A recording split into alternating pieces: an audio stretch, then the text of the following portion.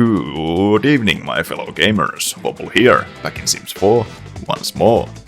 Have you ever wondered how it was to live inside the Kowloon walled city? To share a very cramped apartment with multiple people, some of who you don't maybe even know. No? Well, you will get to experience it either way, because today I will try to ram as much people as I can into one house in The Sims 4. After the passing of our dear friend Norman in the last episode, we needed to create a new hero for our story. After spending a fair amount of time in the character creator, browsing through the amazing catalogue of, let's just say, non-preferable options, we settled on the hypothetical son of Norman, Norman Jr. They might not share genetics, but they do share a lack of style. My god. One fabulous choice of course stayed, the clown shoes. I constructed a rather peculiar house made specifically to trap people in. It held the basic amenities and an airlock. In this airlock I could lock the doors, one at a time, to escort possible volunteers into our friendly social experiment. I think our patented look of psych-ward white on every surface made for quite a fitting aesthetic. The first friendly few came in with a welcoming committee. Unfortunately, the door behind them locked the second they stepped in. How unfortunate. Everything seemed to be going well, but I had downloaded a few mods to enrich the environment. Nothing glamorous or game-changing, just few adjusting mods to aid in our journey. This one mod though, Life Tragedies, was perhaps a bit too much. We hadn't been stuck in this room for 5 minutes and this guy took a knife out of his pocket and murked this woman on the spot. Now that was a record-breaking time for a mental breakdown, if I have ever seen one. Tell you what though, it wasn't all bad. We had an old friend come on over. Everyone else was freaking out, as expected, but at least Norman was chatting with a person who might as well be his uncle. And a flirty reaper is a rather amusing party piece. And in what could probably be considered the most unshocking turn of events, the cold-blooded killer had got Old Grim's eye.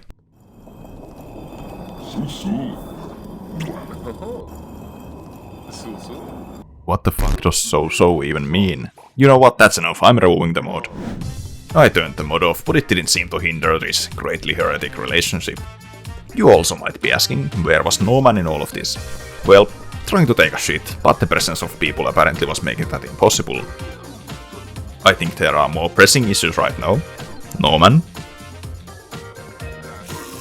That really wasn't something I would have done in this situation, but at least he was a good sport about it. Seasons don't fear the Reaper, and we shouldn't either apparently. What a nice guy.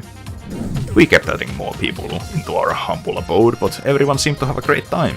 Sure, people were pissing and shitting everywhere, even though there was a toilet right there, but whatever. Oh, but who else would step into our lives other than Mr. Mortimer God himself? He didn't seem to be quite as intrigued about us as last time, but hey, he still dropped in.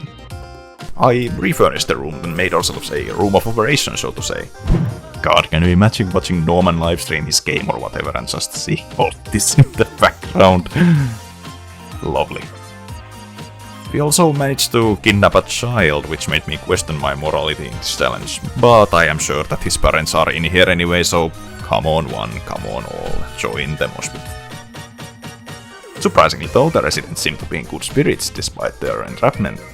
Sure, some had found their nature again, but mostly it was all normal.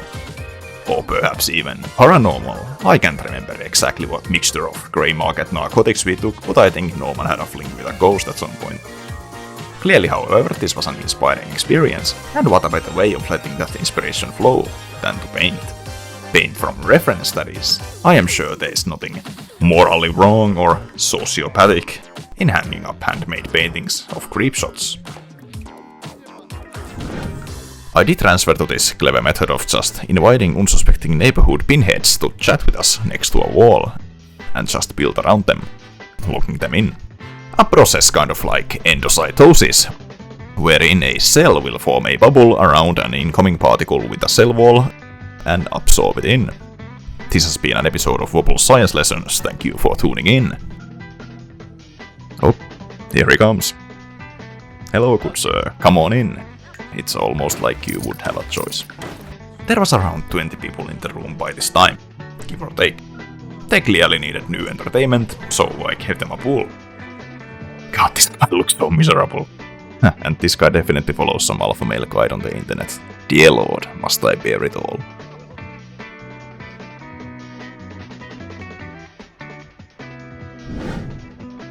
At this point I also realized that clearly, if something had been passed down in the family from Norman Senior, it was the paranoid schizophrenia and antisocial behavior, seeing we talk to ourselves rather than the 20 people in the room.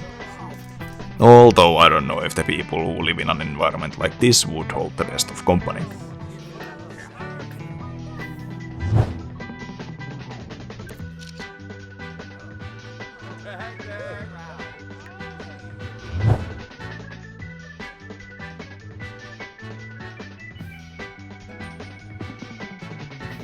Like, seriously, how is it possible to draw that many dishes from one singular fridge? The pool wasn't being very friendly either, but at least we got to see our dear friend again. I don't know if it was the other people or one of them passing that made them appreciate the art around them. I also got the amazing idea to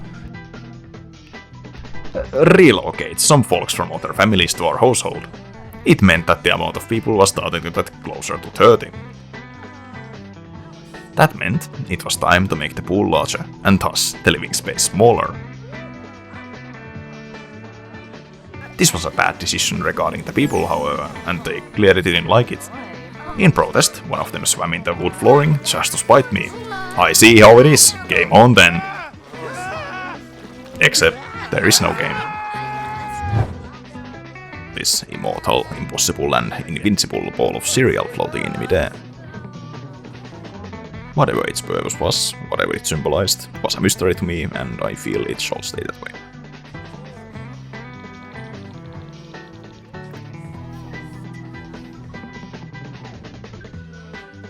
Should I feel worried for this guy?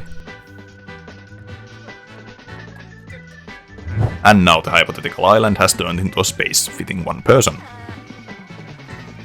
And it's gone.